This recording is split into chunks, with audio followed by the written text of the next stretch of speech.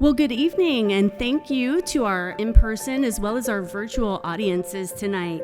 Those of you familiar with American Public Square may recall that it is our mission to bring people together to address polarizing and often contentious issues with civility, facts, and multiple perspectives. As you'll hear tonight, there is significant disagreement about the most important causes for this rise in anti-Semitism, as there is about where the greatest threats lie in terms of anti-Semitism today. Everyone on this panel represents a distinct aspect of what it's going to take to have the public safety that we want to have for Kansas City. So to start us all off, I thought it would be good to ask your guys' perspectives as Gen Zers. How do you think things are going? The George Floyd incident didn't happen here, but it touched a nerve across the country, and it started a conversation that needed to not just start but to continue. The problem is the voices have gotten so loud on both sides of the discussion we can't talk. So from my point of view, the problem here is the lack of social cohesion and the breakdown of something that unites us as Americans.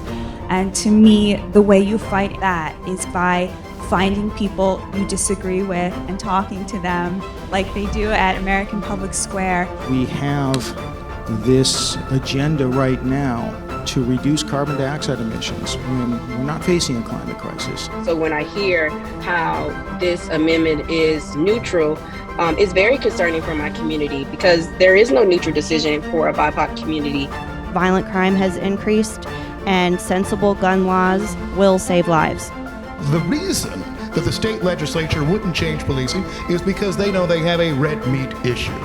Now that we've talked about so many of these issues, what do we do about them? So what, now what? So what, Gen Z cares about politics. So what, Gen Z maybe disagrees with you on a lot of stuff. So what? We have a very important decision on or before August 2nd. Now what? Let's get back into this country into a place where teachers are respected, not vilified by legislation. Now what?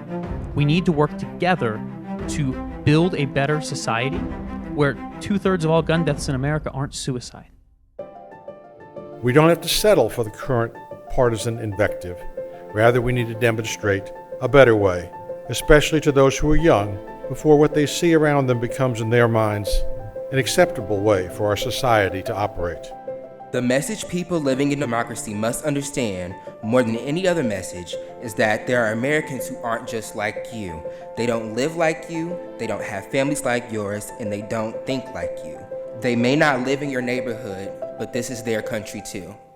Thank you all for coming out, and good night. May we see you all again.